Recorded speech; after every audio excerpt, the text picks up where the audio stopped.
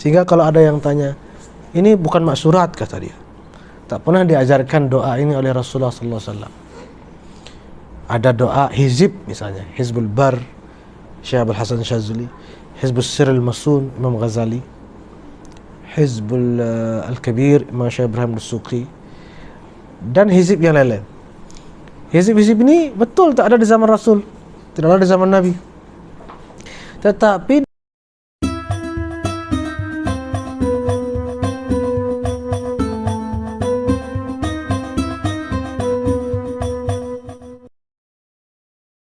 Bismillahirrahmanirrahim. Qala Rasulullah sallallahu alaihi wasallam, Rasulullah sallallahu alaihi wasallam bersabda, "Ar-rahimuna yarhamuhumur rahmanu tabaraka wa ta'ala, irhamu man fil ardi yarhamukum man fis sama."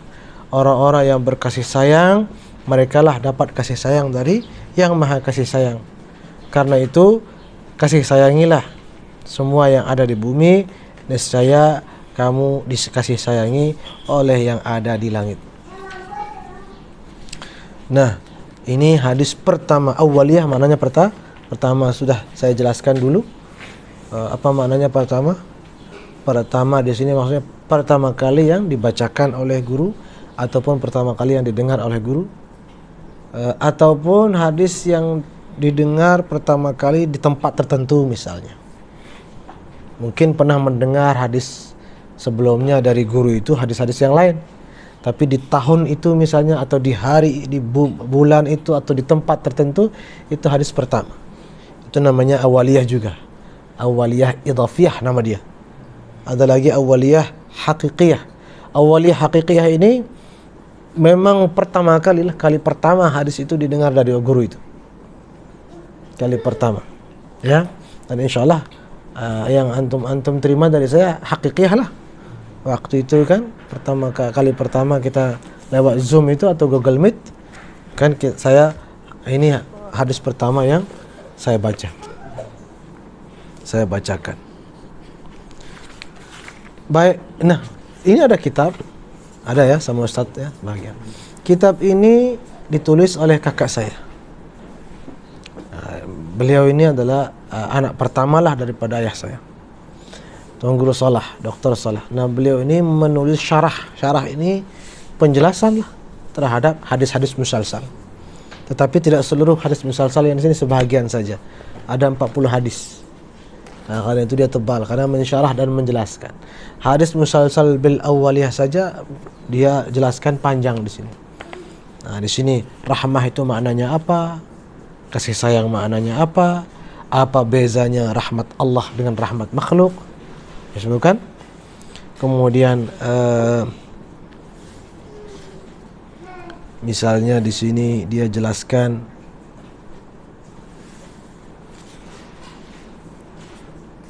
kasih sayang di sini apakah kepada manusia saja atau juga kepada semua makhluk.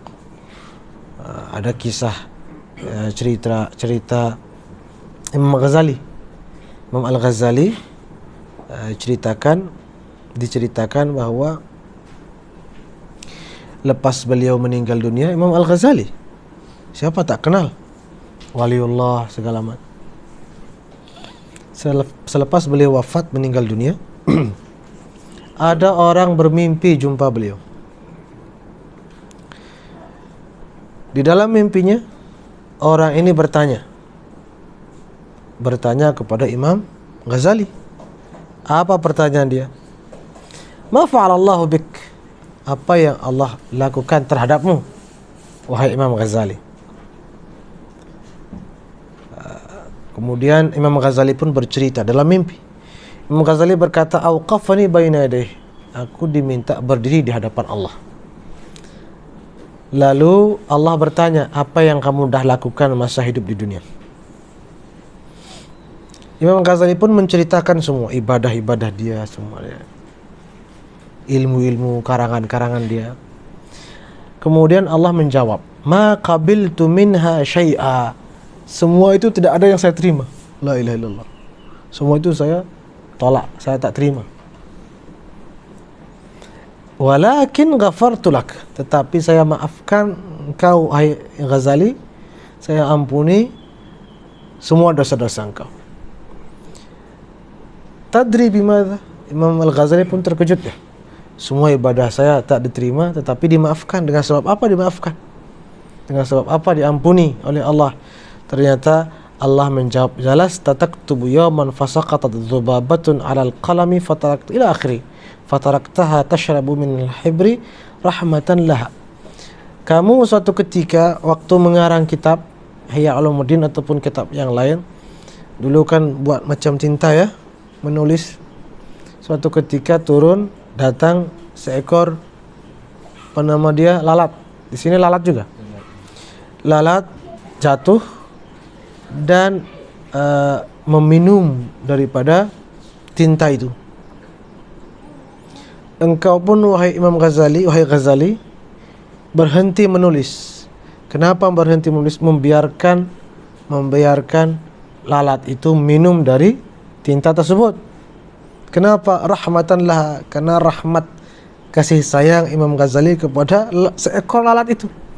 Apa kata Allah? Fakama rahimtaha rahimtuk. Karena engkau berkasih sayang sama lalat itu lah sebab aku rahmati engkau. Subhanallah. Jika rahmat kepada lalat saja Allah ampuni dosa-dosa kita, nah bagaimana dengan rahmat kepada manusia, rahmat kepada makhluk-makhluk. Ya Rabb.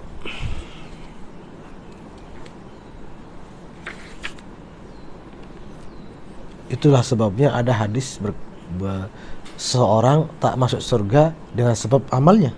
Kan ada hadis itu. Wa inna ma bi rahmatin, tapi dengan sebab rahmat Allah. Artinya bukan maknanya kita tak perlu beramal ibadah, amal ibadah ini macam mahar lah, mahar syarat. Kita mahar untuk masuk surga amal ibadah, tapi bukan itu sebabnya kita masuk surga, tapi dengan sebab rahmat Allah. Karena Allah sayang kepada kita, dan supaya kita dapat rahmat Allah, kita sayangilah makhluk. Ya, kita sayang makhluk. Dan cara lain untuk mendapat rahmat Allah, dekat kepada Rasulullah sallallahu alaihi wasallam, mendekatkan diri, karena beliaulah rahmatan lil alamin. Beliaulah rahmat bagi alam semesta. Kalau kita banyak berselawat pada baginda Nabi, maknanya kita mendekatkan diri dengan rahmatnya Allah itu.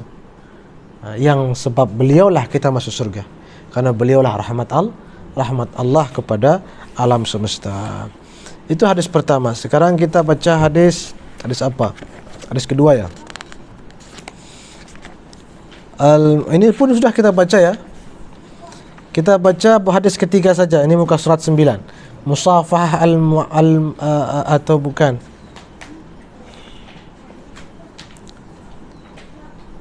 Ya, musafahah muka surat 11 saja.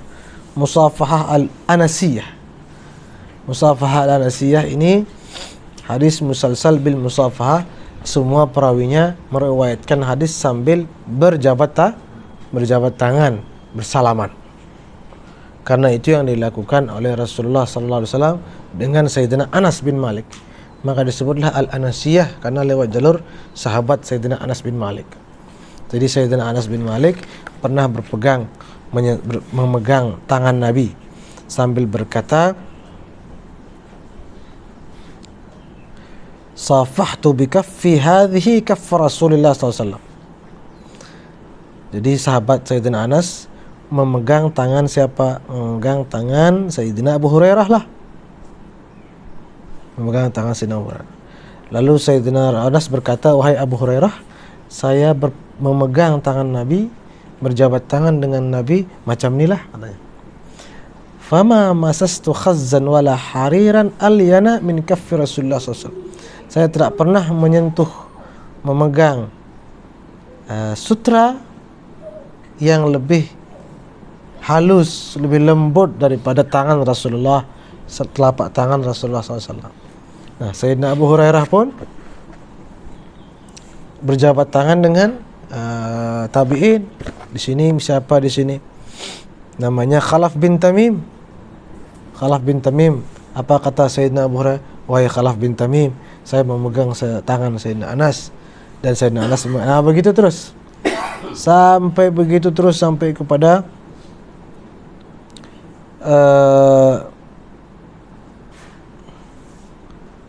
kepada para ulama kita sampai kepada Syekh Yasin Al-Fadani. Nah, di sini saya meriwayatkan dari ayah saya, Tuan Guru Husnul Duat, beliau dari Syekh Yasin Al-Fadani yang sudah berjabat tangan dengan Syekh Yasin Al-Fadani. Syekh Yasin Al-Fadani berjabat tangan dengan guru beliau Syekh Umar bin Hamdan Al-Mahrasi sambil mengucapkan Assalamu alaikum, lalu dijawab Waalaikum assalam. Begitu terus beliau dari Syekh Ali bin Zahir Al-Witri, ya, berjabat tangan juga sambil mengucapkan Assalamu alaikum. Kemudian beliau dari Syekh Abdul Ghani Ad-Dahlawi berjabat tangan juga sambil mengucap Assalamu alaikum. Beliau pun berjabat tangan dengan Syekh Abid As-Sindi sambil mengucap Assalamu alaikum. Beliau juga berjabat tangan dengan Syihabuddin Ahmad bin Sulaiman Al-Hajjan sambil mengucapkan salam. Haddatsana Ahmad bin Muhammad bin Syarif Maqbul Al-Ahdal fasafahani biyadihi wa qala Assalamu alaikum. Itu kata dia. Akhbarana Ahmad An-Nakhli Al-Makki wa Abdullah bin Salim Al-Basri fasafahana kullun biyadihi wa qala Assalamu alaikum. قال حدثنا الحافظ بن علاء الدين البابلي فصافحنا بيده وقال السلام عليكم. حدثنا أبو بكر بن إسماعيل الشنواني فصافحني بيده وقال السلام عليكم إلى قوله. Imam Asyuti, kemudian Imam Ahmad bin Hasan At-Tamimi Al-Iskandari, kemudian Abu Tahir bin Al-Kawik, kemudian Abu Ishaq Ibrahim Ad-Dimashqi, kemudian Abu Majid Al-Quzwaini, kemudian Ash-Shahadi Ibrahim Ash-Shahadi, Abu Bakar Ibrahim Ash-Shahadi, kemudian Abu Hasan Ali bin Abi Zar'ah, kemudian Abu Mansur Abdurrahman bin Abdullah At-Tabari, kemudian Abdul Malik bin Najid, kemudian Abu Qasim Abdullah bin Hamid At-Ta'i, kemudian Amr bin Sa'id bin Sinan, kemudian Ahmad bin Dahqan, kemudian Khalaf bin Tamim, kemudian Sayyidina Abu Hurairah, kemudian Sayyidina Anas bin Malik radhiyallahu anhu. Semua itu berjabat tangan sambil mengucapkan Assalamu alaikum. Dan dari beliau-beliau sampai kepada ayahanda Tuan Guru Husnul Duat, beliau pun alhamdulillah dah berulang kali berjabat tangan dengan saya sambil mengucapkan Assalamu alaikum. Dan saya pun, mari kita jabat tangan satu persatu. Saya ucap Assalamu alaikum lalu jawab Waalaikumsalam, ya. Mari. Assalamu alaikum. Assalamualaikum. Assalamualaikum. Assalamualaikum warahmatullahi wabarakatuh. Assalamualaikum. Assalamualaikum warahmatullahi wabarakatuh. Assalamualaikum. Assalamualaikum. Assalamualaikum warahmatullahi. Ini ikut juga, Salim. Mari. Allah. Ini Salim. Allah. Assalamualaikum. Waalaikumsalam warahmatullahi wabarakatuh. Ini anak kecil pun luar biasa ini, Masya Allah. Namanya ijazah lis-sighar, ada itu namanya, mengijazahkan kepada budak kecil, ya, alhamdulillah. Dan alhamdulillah tersambung, dan saya pun mengijazahkan secara khassah, ijazah khassah kepada antum semua hadis musalsal bil musafahah al-anasiyah. Sila terima ijazahnya, alhamdulillah. Nah, kemudian muka surat 15 ini musalsal bil musyabakah. Musalsal bil musyabakah.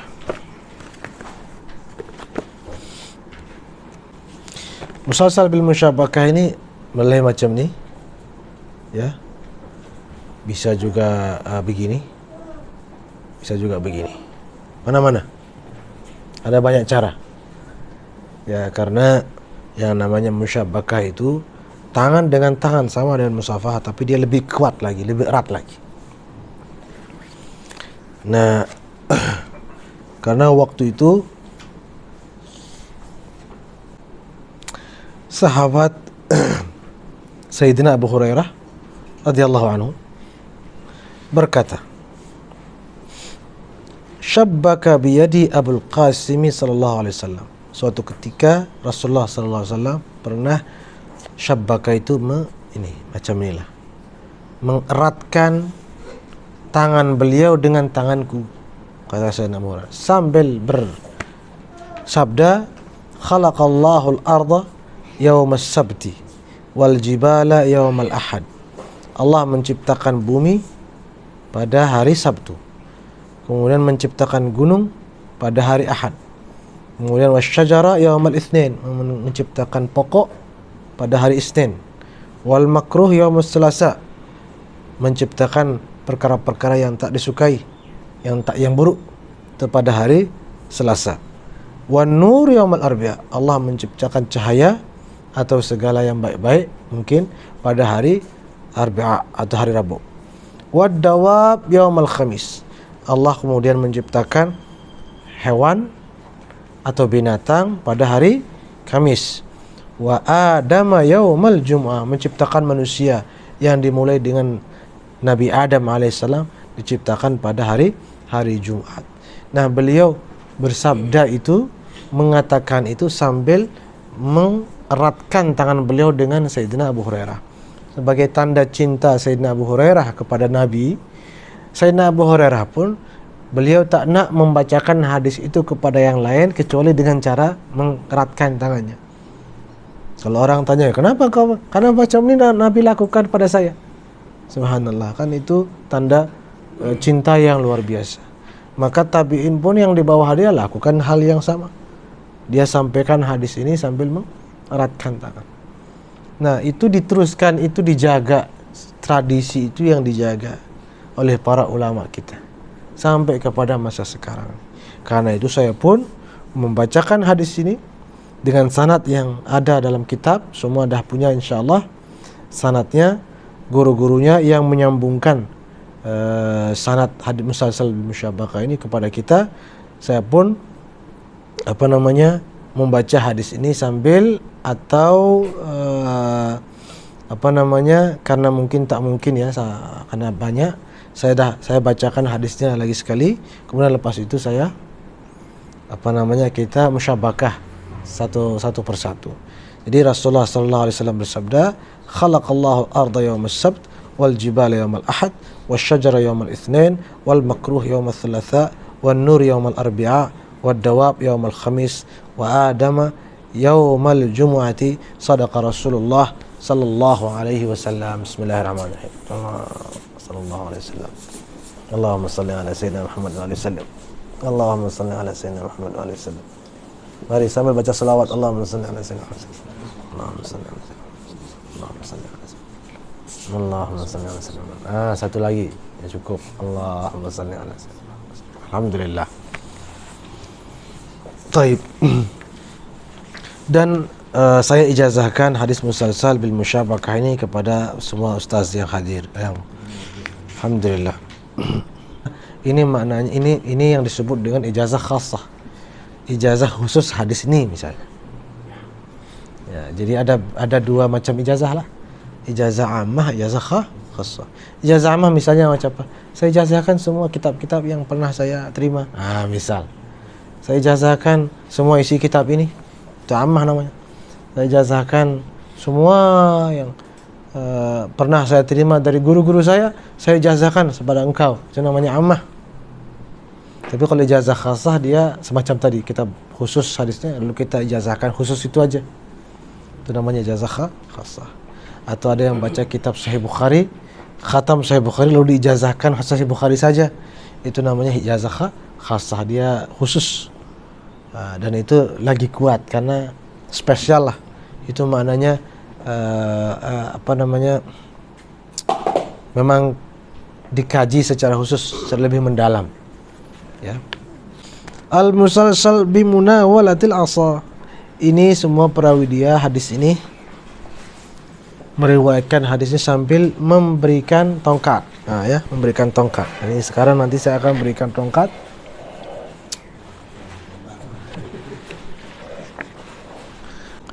Sayyidina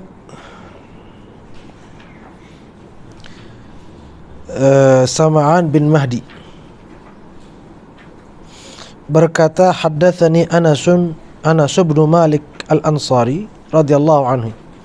Suatu ketika sahabat Sayyidina Anas bin Malik radhiyallahu anhu pernah berbincang dengan saya, kemudian wana walani asahu.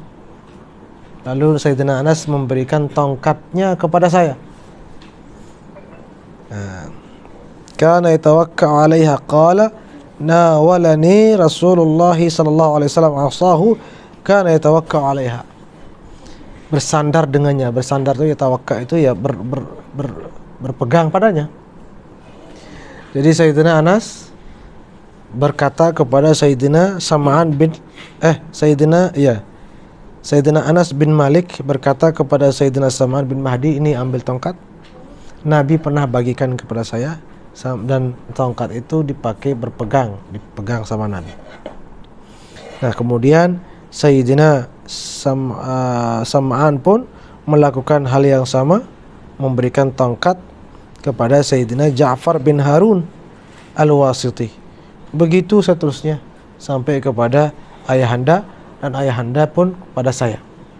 Nah maka insyaallah mengambil barakah ini, yaitu Rasulullah sallallahu alaihi wasallam bersabda, jadi ayahanda sudah membagikan tongkat dia kepada saya, sebagaimana ayahanda sudah menerima tongkat, diberikan tongkat oleh Munawalah al-Asa, ya, sudah menerima hadis ini sambil simbolis ini, karena Nabi menyampaikan hadis itu sambil memberi tongkat, maka adab dan cinta kita kepada Nabi dan para sahabat, para ulama, kita pun membaca hadis ini sambil beri tongkat lah, gitu kan? Nah dari sinilah musalsalnya, tersambungnya insyaallah dengan niat baik, kita pun menjadi dekat dengan para ulama secara rohani, ya, sampai kepada Rasulullah sallallahu alaihi wasallam. Rasulullah membagi tongkatnya kepada Sayyidina Anas sambil bersabda, ittakhidhil 'asa faqad ittakhadhaha Ibrahim.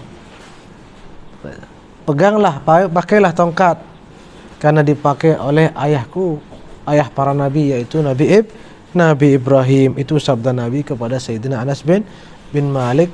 Terus sampai kepada ayah Syekh Yasin Al-Fadani, beliau kepada ayah saya kepada saya. Saya pun membacakan hadis ini. Rasulullah sallallahu alaihi wasallam bersabda, ittakhidhal 'asa, pakailah tongkat, faqad ittakhadha Ibrahim, karena sudah dipakai oleh ayah para nabi, yaitu Nabi Ibrahim alaihi salam. Terimalah tongkat. Alhamdulillah. Nah. Allahumma salli ala sayyidina Muhammad. Allahumma salli ala sayyidina. Allahumma salli. Allahumma salli. Alhamdulillah. Ya, terima saja Ustaz. Ambil aja. Dan saya ijazahkan hadis musalsal bi munawalatil 'asa. Sila diterima ijazahnya. Alhamdulillah. Nah, sekarang bitalqi, menyuapkan kurma. Ada kurma? Oh, ada kurma ini ya? Boleh. Bismillahirrahmanirrahim. Mari. Masyaallah, tabarakallah.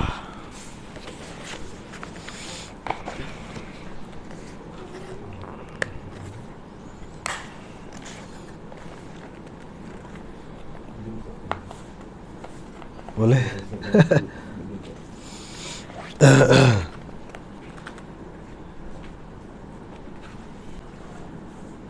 Oh ya, terima kasih.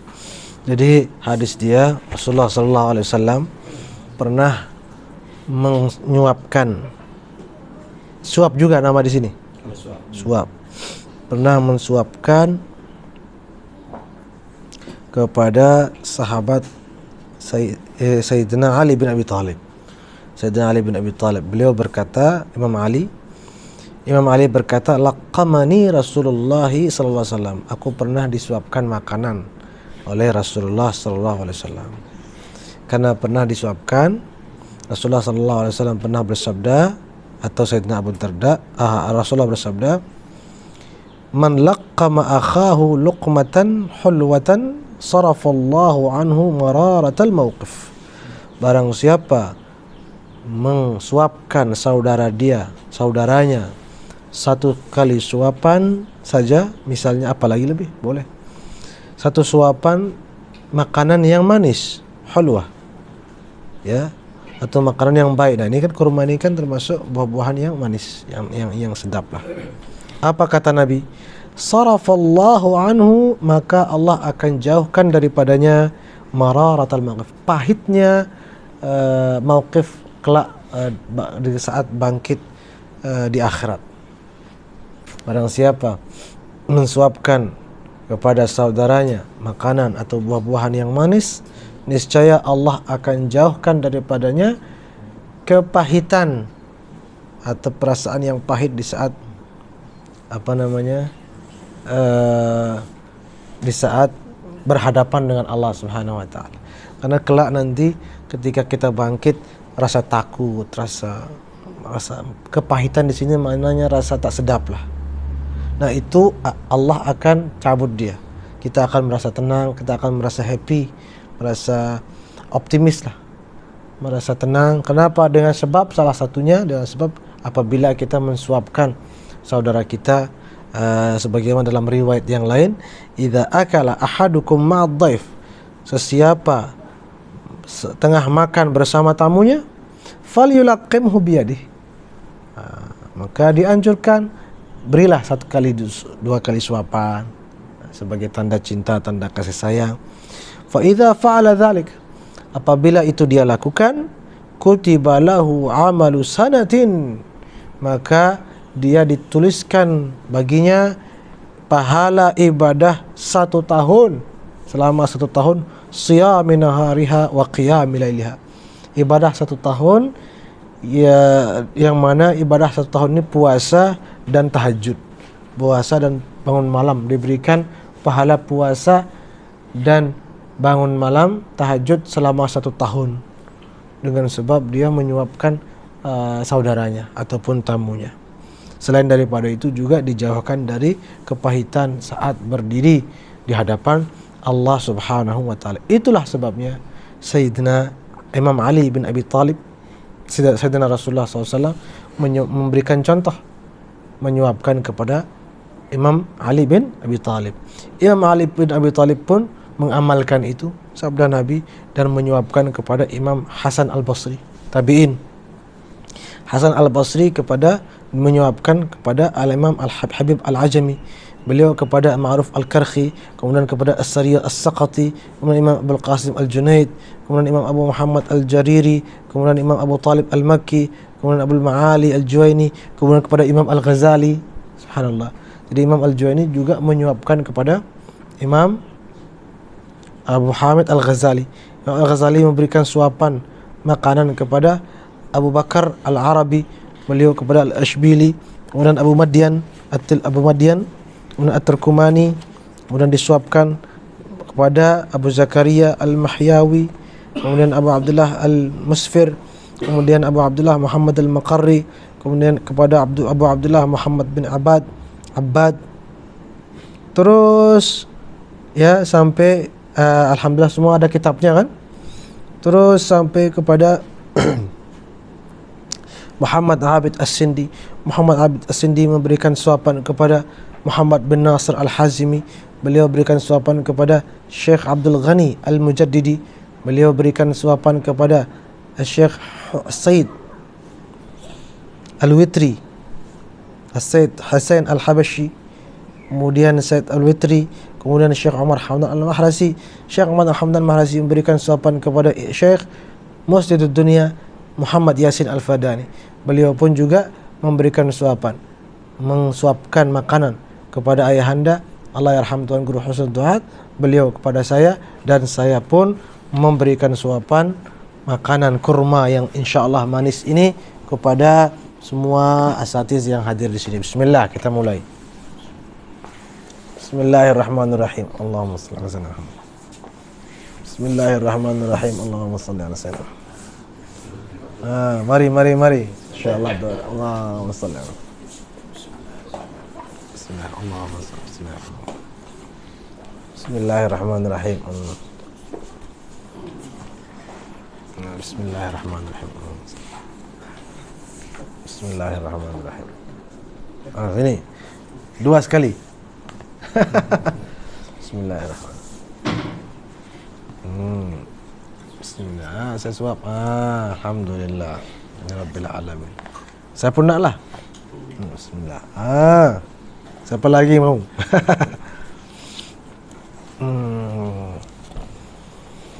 Alhamdulillah. Bismillah.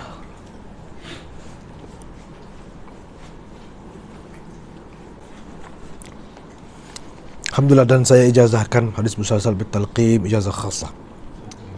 Alhamdulillah. Ini yang ikut dari Kuala Lumpur ya? Masya Allah. Masih ikut? Ya. Saya macam mana menyiapkan ini lewat ini? Tak apalah, insyaAllah dapat juga barakahnya. Al-musalsal bimunawalatis sibha.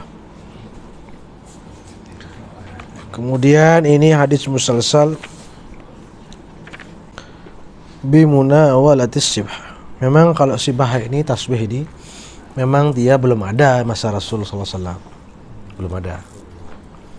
Sehingga tak mungkinlah sampai masa Nabi pun membagi tasbih, karena belum ada. Tetapi Nabi sudah berbuat yang serupa, yaitu bukan Nabi, sahabat ya. Dia pakai batu-batuan lah. Kan ini mirip-mirip lah fungsi dia dengan tasbih. Nah, walaupun Nabi tidak lakukan, tetapi orang-orang yang dekat dengan Nabi lakukan, karena mengamalkan apa yang Nabi perintahkan. Nabi perintahkan berzikirlah sebanyak-banyaknya. Ada wirid-wirid khusus yang diberikan Rasulullah kepada sahabat Sayyidina Ali, ada yang diberikan kepada sahabat khusus Sayyidina Abu Bakar. Itu beza-beza zikirnya.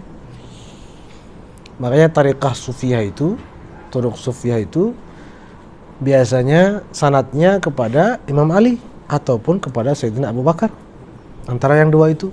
Tapi yang lebih banyak Sayyidina Ali yang banyak sampai kepada kita.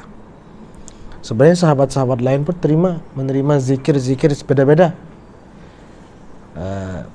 Tapi ya mungkin penerus dia yang tak banyak, tak bertahan sampai saat ini, yang sampai kepada kita zikir yang lewat Sayyidina Ali bin Abi Thalib.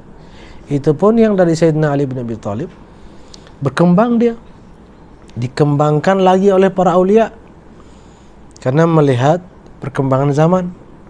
Anak penyakit dulu dengan penyakit sekarang berbeda. Kedokteran kan dia berubah, setiap masa ada perubahan obat, perubahan dosis, ada obat baru, tetapi dari bahan yang satu, bahan baku yang sama, tapi mungkin dosis dia ditambahkan. Ada penyakit baru, maka ada vaksin baru, macam itu kan, ada obat baru. Maka karena penyakit setiap zaman itu berkembang, berubah-ubah, maka amalan, zikir, istighfar, wirid pun berubah-ubah. Sehingga kalau ada yang tanya, ini bukan maksurat, kata dia, tak pernah diajarkan doa ini oleh Rasulullah SAW. Ada doa hizib misalnya, Hizbul Bar, Syekh Abdul Hasan Syazuli, Hizbul Sirril Masun, Imam Ghazali, Hizbul Al-Kabir, Imam Syekh Ibrahim Dusuqi, dan hizib yang lain-lain. Hizib-hizib ini betul tak ada di zaman Rasul, tidak ada di zaman Nabi, tetapi dari bahan baku yang ada di zaman Nabi. Bahannya ada di zaman Nabi. Dari bahan itulah, kalau kita umpamakan hizib ini macam produk makanan lah ya. Sebutlah misalnya guru saya di Mesir, Syekh Mukhtar Ali Muhammad Ad-Dusuqi, tempat saya mengaji tariqah Dusuqiyah. Beliau mengumpamakan agama ini macam buah jeruk lah. Macam buah jeruk. Di masa Nabi, ini perumpamaan sajalah, Nabi tanam biji jeruk. Nabi yang tanam. Lalu dah dipupuk segala macam, dah sempurna dah, aman sudah.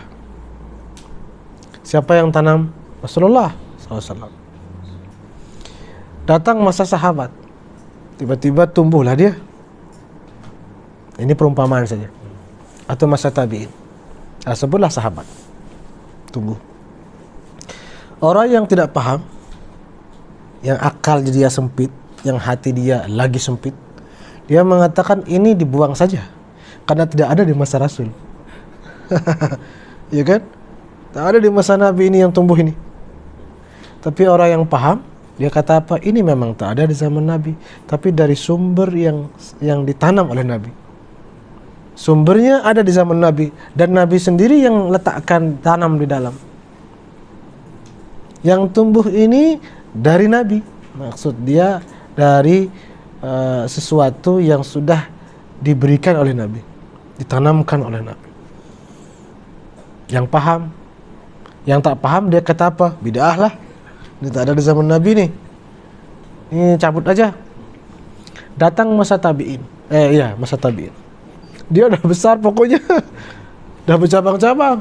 Woi, orang yang tak paham ini cilaka ini. Tidak ada langsung di zaman Nabi nih, kena tebang.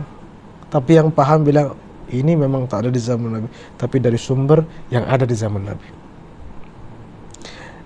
Seolah-olah Nabi memang tanam untuk ini, untuk kita menunggu ini. Datang kemudian masa berikutnya, mulai tumbuh buah jeruk. Nah, orang yang tak paham, ini buah apa ini? Tak boleh makan, haram, bid'ah, sesat. Orang yang paham, oh ini nikmat, ini harus kita makan, ini mesti kita syukuri karena ini ditanam oleh Rasulullah SAW. Tapi yang tak paham, mana tak pernah ditanam, tak pernah tengok, tak ada riwayatnya, tak ada hadisnya. Itu yang tak paham. Nah, orang yang paham akan makan. Masa berikutnya lagi, jeruk ini pun berubah dia setiap zaman. Karena berkembangnya masa zaman, jeruk ini dia berubah menjadi jus ya. Jus ini lebih-lebih tak ada di zaman Nabi. Orang akan katalah, kalau yang jeruk ini oke lah, dia masih tersambung dengan pohon itu tersambung dengan biji yang ditanam sama. Nah, ini jus ini dia sudah keluar. Nah, dia tak paham, dia kata ini bid'ah. Tapi yang paham bilang apa? Yang paham kata ini memang baru, ini baru sangat ini. Tetapi diambil dari mana? Diambil dari jeruk, yang jeruk ini dari sumber yang ditanam oleh Rasulullah sallallahu alaihi wasallam. Berkembang lagi, muncul orang-orang yang memang mahirlah, ahli di bidang memproduksi makanan. Maka masa-masa berikutnya adalah selai. Selai namanya di sini juga. Tahu selai? Selai jeruk. Kalau Indonesia sebut dia selai. Jadi taruh di jeruk, taruh di roti. Apa namanya? Serikaya. Jam namanya. Tapi jeruk. Ambil, taruh di atas roti. Jam namanya. Nah, dari jus berubah jadi jam. Ini kan bid'ah lagi bid'ah ini. Lagi parah bid'ahnya dia nih. Tetapi orang yang paham, yang ahlus sunnah wal jamaah, yang hatinya terbuka, yang hatinya luas, tak sempit, dia mengatakan, oh ini halal, sama dengan jeruk. Dan jeruk ini berasal dari biji yang ditanam oleh Rasulullah SAW. Berkembang lagi, apa namanya itu yang diletak dalam air, terus vitamin itu kan dari jeruk juga. Subhanallah, berubah lagi, dibuat lagi, orang memproduksi hal-hal baru. Ada lagi vitamin diminum, kemudian air.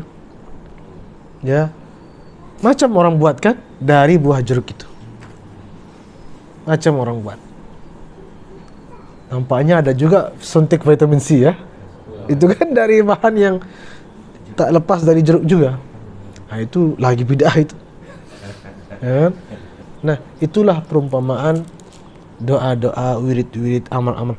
Nabi sudah menanamkan zikir-zikir sebagai bibit dia, sebagai sumber dia, atau akar dia. Akar ya.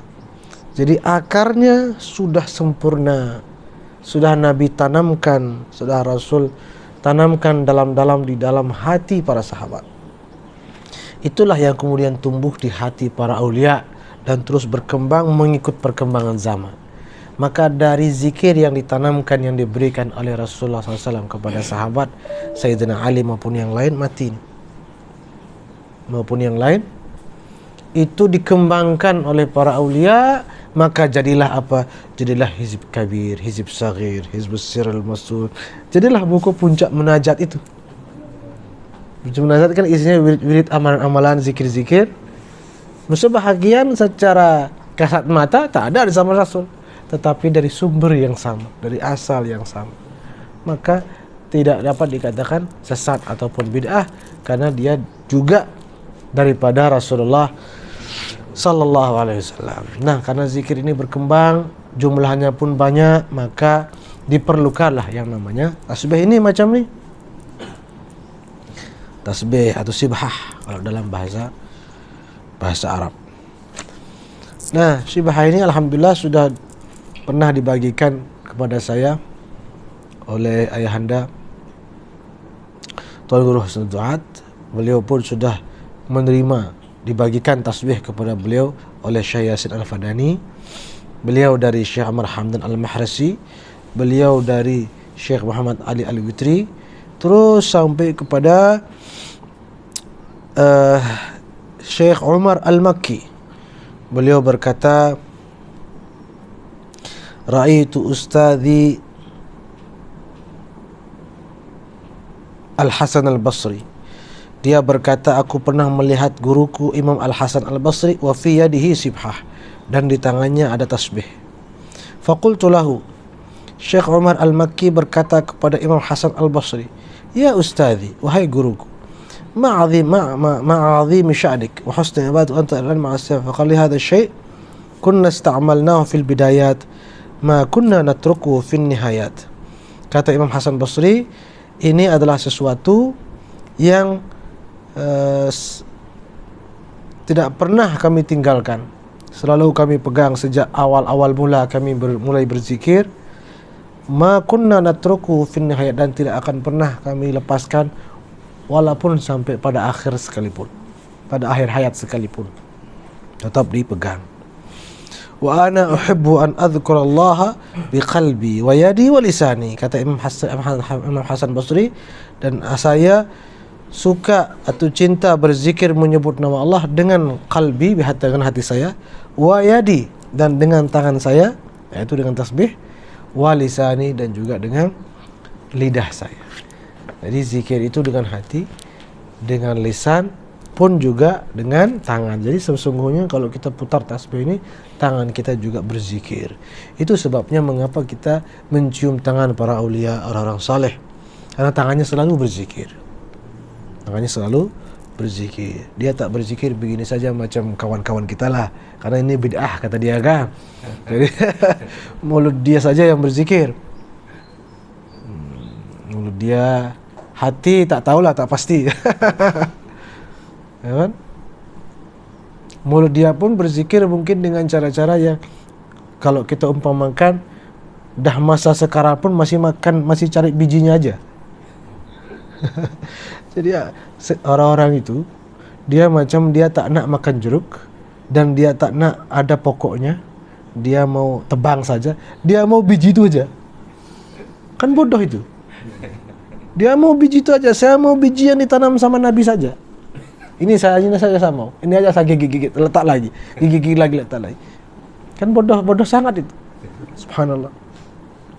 Tapi kalau kita tidak, bukan berarti kita tidak nak ini, bukan berarti kita menolak ini. Tidak. Karena ada kata ini orang-orang sufi tidak mau berzikir dengan maksurat, kata dia. Tidak mau berzikir dengan doa-doa yang sudah jelas diajarkan oleh Nabi dalam bukan tidak nak, bukan tidak mau, tetapi semua ini maksurat itu ya macam inilah yang terus berkembang, jadilah hizib-hizib, wirid-wirid. Kita mengamalkan wirid, hizib, doa-doa para aulia yang diberikan oleh orang-orang saleh, itu kita menikmati wirid yang dah matang, wiridnya Rasulullah SAW yang berkembang terus-menerus, yang semakin matang mengikuti perkembangan zaman. Itu yang sesungguhnya. Bukan, kan sama aja kita ketika makan buah jeruk, sesungguhnya kita mengambil manfaat dari biji itu, mengambil manfaat yang besar dari biji itu. Maka kalau kita baca Hizbul Bar, Hizbul Bahar, Hizbul Saghir, Hizbul Kar, Hizbul Saifi, dan banyak hizib-hizib yang lain dari para aulia, sesungguhnya kita walaupun secara zahir kita tak baca yang maksurat, tetapi dengan membaca-baca hizib-hizib itu sesungguhnya kita mengambil manfaat yang lagi besar daripada maksurat doa-doa yang diajarkan oleh Rasulullah SAW. Itu rahasia dia sebenarnya orang. Maka ini perumpamaan ini untuk memudahkan pemahaman saja. Nah, karena Syekh Imam Hasan Al-Basri membagikan tasbihnya kepada terus sampai kepada ayahanda Tuan Guru Sultan ayahanda kepada saya, maka saya pun akan membagikan tasbih ini satu persatu. Pertama kepada Al-Ustaz Zainuddin Firdaus. Terima kasih, semoga diterima. Nah, terima lagi. Nah, mari. Allah, terima. Allahumma shalli ala sayyidina Muhammad. Allahumma shalli. Ini tasbih sakti nih. Tasbih dibuat dari apa ini, Ustaz? Bahar emas. Mari. Masya Allah. Nih, terima. Ambil. Nah, ambil dah. Ambil dah. Percuma.